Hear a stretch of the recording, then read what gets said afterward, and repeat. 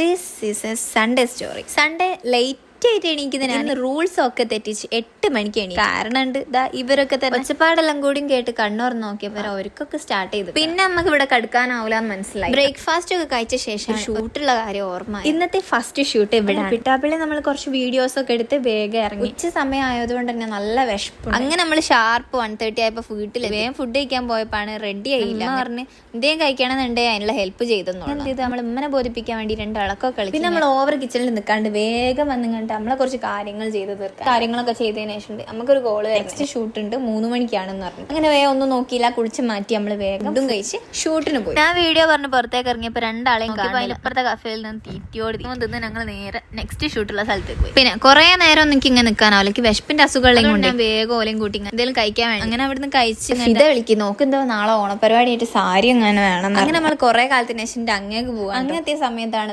ഇവിടെ ഈ ഒരു സാധനം കാണുന്നത്. കണ്ടപ്പോൾ നല്ല ഇഷ്ടം, നൊസ്റ്റാൾജിക് ആണെന്ന് തോന്നുന്നു. എന്തായാലും അവിടുന്ന് അങ്ങനെ ബായും പറഞ്ഞ് ഞങ്ങൾ വേഗം പൂവും വാങ്ങി വരുമ്പോഴാണ് എനിക്കും കുറച്ച് സാധനം വാങ്ങാലോ വിചാരിച്ചു. നമുക്ക് വേണ്ടി സാധനങ്ങൾ വാങ്ങി പാക്ക് ചെയ്ത് വേഗം ബില്ലും കൊടുത്ത് നമ്മൾ പൊരിക്കുന്നു. അപ്പോൾ ഓക്കെ ബൈ.